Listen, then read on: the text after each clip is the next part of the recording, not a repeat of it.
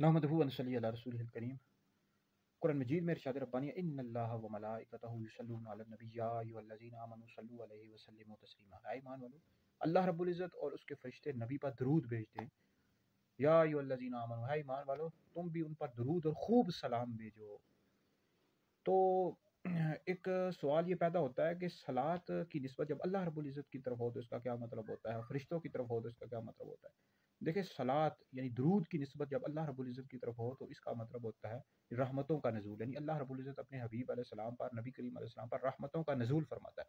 जब सलात की निस्बत फरिश्तों की तरफ हो तो इससे मुराद दुआए मग़फ़िरत करना है, और जब सलात की निस्बत मोमिनीन की तरफ हो तो इससे मुराद दुआ करना है, यानी दरजात की बुलंदी की दुआ करना है।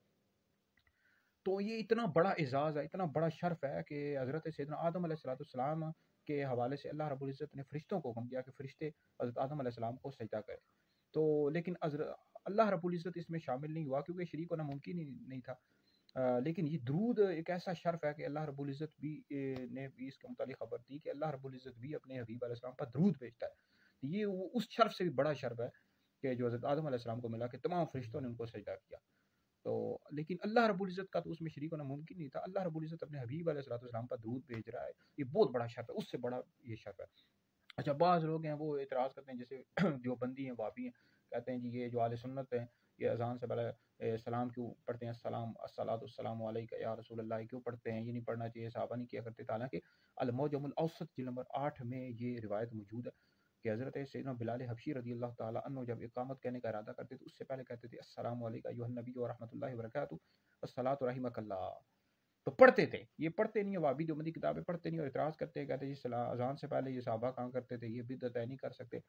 जब अल्लाह रब्बुल इज़्ज़त ने मुतलक तौर पर इरशाद फरमाया और किसी वक़्त की क़ैद के बगैर कहा कि तुम पढ़ो दरूद, उन पर खूब दरूद और सलाम भेजो।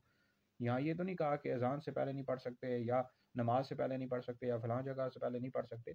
आप बेवुज़ू हैं तब भी आप दुरूद पाक पढ़ सकते हैं, चलते हुए पढ़ सकते हैं, बैठते हुए पढ़ सकते हैं। नमाज़ों के औकात मुकर्रर है, हर चीज़ का एक वक़्त मुकर्रर है, लेकिन दरूद का कोई वक़्त मुकर्रर नहीं, आप जब चाहें, जिस वक़्त चाहें पढ़ सकते हैं, कोई इसमें ममानत नहीं है। तो अज़ान से पहले भी अहले सुन्नत के लोग हैं, ये पढ़ते हैं। ये पढ़ना मुस्तहब है, कोई फ़र्ज़ वाजिब नहीं है, ठीक है? अगर कोई नहीं पढ़ता तो हम उसको गुनहगार नहीं कहते।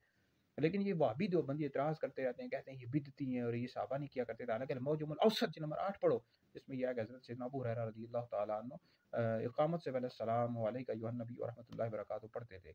एतराज़ करते हो पहले खुद पढ़ा तो अहादीस की किताबें पढ़ो, उसमें पता लग जाएगा। और बहरहाल इसमें यह है कि सलाम जब आप पढ़ें अज़ान से पहले तो उसमें कुछ वक़फ़ा रखें, ठीक है? ताकि लोगों को फ़र्क महसूस हो, मालूम हो, ठीक है? थोड़ा वक़फ़ा रखें फिर उसके बाद अज़ान दें। यानी पहले सलाम पढ़ें फिर उसके बाद थोड़ा वक़फ़ा करके 1 मिनट का वक़फ़ा करके फिर उसके बाद अज़ान दें। तो बहरहाल अज़ान से पहले भी पढ़ सकते हैं, अज़ान के बाद भी पढ़ सकते हैं, सलातो सलाम इक़ामत से पहले पढ़ सकते हैं, कोई हर्ज नहीं है, ममानत कहीं भी नहीं है। जो मना करते हैं तो अहले सुन्नत के लोगों को चाहिए कि उनको कहें कि आप दलील दिखाएँ जी, कहाँ लिखा हुआ है मना। तो बहरहाल वीडियो सुनने दीगर लोगों तक पहुँचे, आप लोगों के लिए बहुत बड़ा सदका जारी है।